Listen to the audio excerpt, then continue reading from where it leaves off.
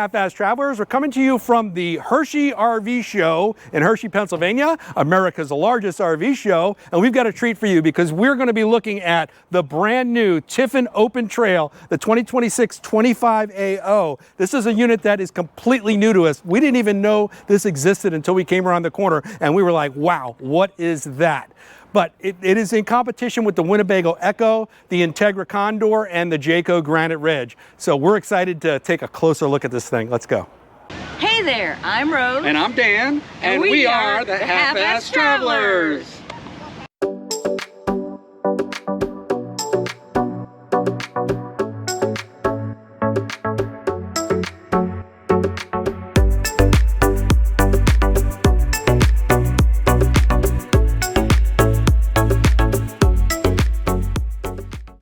The first thing you're going to notice about this particular unit is that it is loaded down with options. You can see it's got the brush guard up front and with a lot of the off-road capabilities. It's got the juiced up suspension. We love these black rims. You know, if you watch our channel, that we love a good set of black rims. They just look so off-road and beefy. We just can't get enough. They also have a small running board underneath the passenger door. This gray color with the just kind of subdued graphics in the back, kind of like a matte finish. And there's a reason for this matte finish, because as we go around and look at the storage cabinets, you're going to see these are not your regular storage cabinets for a B+/C. These are metal cabinets and they are bolt-on. And the advantage of having bolt-on cabinetry is that it doesn't take away from your interior space. We're going to move back and take a look. You've got some more storage, and you can see there's rubber around them to keep the water out. That's always a good feature. You've got some venting, another large storage container back here. And if you're wondering, these doors are metal as well. Very substantial doors. If you've seen the Ekko and the Granite Ridge, hang on, I caught on the edge here. If you've seen the Ekko and the Granite Ridge and the Condor, you'll recognize this space. This is a garage in the back. There is a storage system on the wall that allows you to do tie downs. There's also 120 volt power so that you can keep your electric bicycles charged, because they will definitely fit in these compartments. The access is not only from the sides, but also from the rear. Love this matte finish that's gonna just resist those rocks, because you're gonna be off-roading in this thing a lot. And then the other cabinet on this side, also accessing, oh, you can really see it from this side with the light. That is a huge storage compartment. Really awesome. We always loved that garage from the first time we saw it. It's just a beautiful thing. Here you've got your water filter, outdoor shower, a bunch of your controls to switch between city water, winterizing, sanitizing, and all your fills. And then back here, if I can get them open, there we go. You've got storage for your your sewer hose, and also a gate valve for your gray tank. And that goes up underneath. Can you see the exit for it there? It kind of points down. Really interesting. Got an umbilical for shore power here. You got some more compartments. This looks like some kind of water pump. More metal storage lockers. I'm going to start calling them lockers because that's really what they are. There's a lot of storage on this unit, a lot more storage than we have on our Class C. And the windows have these kind of, they're not those, what's the word I'm looking for, Rose? Not the flat to the surface windows, but they do have this nice, what's the word I'm looking for? Can't figure it out.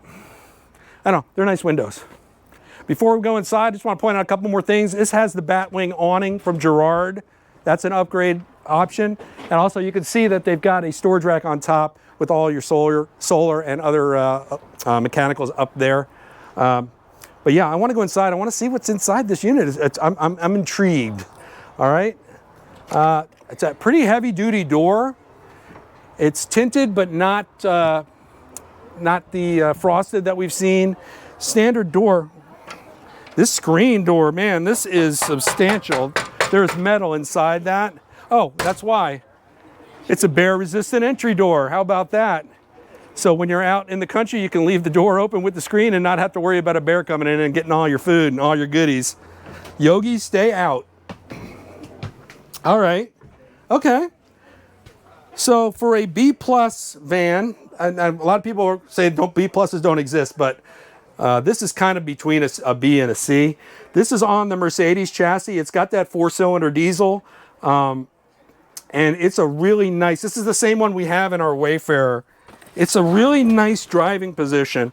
I love our Mercedes. It's got adaptive cruise control, which I didn't think I was going to like at first, but it is a game changer when you're doing long trips because you can sit here and you can put your feet back and you can get a little bit more comfortable seated position when you're going to be driving for hours and hours on end.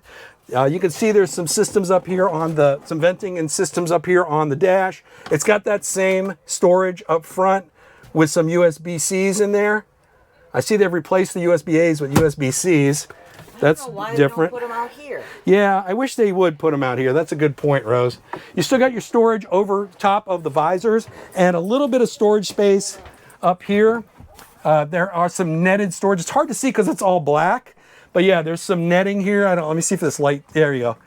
Yeah, you can see there's netted storage. That's pretty cool. One more thing, you might be looking at this on the windshield and wondering what the heck that thing is. That is a collision avoidance system. That has a camera that goes out the front that helps you avoid collisions. So it's part of that new technology. Pretty cool. Now, if you've ever seen the Ekko and the Granite Ridge and the Jayco, or the Condor, yeah, the Entegra, you'll know that there's a seating area behind the driver's seat, but this is really large. This seems a lot larger than the seating in those sections. Maybe we're losing space somewhere else, but this is a very large area now. And this one, they've got the L-shaped couch. This is also available in a regular, like kind of pull-out couch design. It's just going to be whatever you prefer. The cushions are connected with this Velcro, and they're not the most comfortable. You can see how thick they are, but they're doable. There are seat belts here, so you can use this seat during transit, but it is very upright seating. Really, you're going to have a hard time getting comfortable in here, especially two people. We would probably go with the other sofa option. That's just our preference. You know, you got these reading lights up underneath. The power's not on in the coach, otherwise I'd show you the reading lights, but they're up there over top. Also, let's talk about these windows, because these up-down shades, we call them, we really like these. It's nice because these windows are very easy operating system. You push the window open, and if you're out in the wilderness, you just put up your bug screen like that. When you want to sleep at night, you don't want light in, you just put it down like that. And when you want neither, you just put it just like that. A very easy system. We love that. We totally love it. Let's talk about the kitchen across the way. Love this white countertop. I know you love this, Rose. It's beautiful, right? Yeah. Now this looks like a wireless charger. Yep, wireless chargers on the countertop, as well as a metal top for the sink. That's different. I don't think I've ever seen a sink like that before. Yeah. Oh, well, the water's on. I better not run that. I don't want to fill up their gray tank. But yeah. So it's a decent sized sink for the size of RV it is. It's not bad. I don't see, we're missing something. A cooktop. We're missing a cooktop. Now, where possibly could there be a cooktop in here? All right, let's talk about these drawers, because I just discovered something. If you just pull on these drawers, they will not open. They are latched in tight. All you got to do is squeeze and then pull the drawer. You see this little system?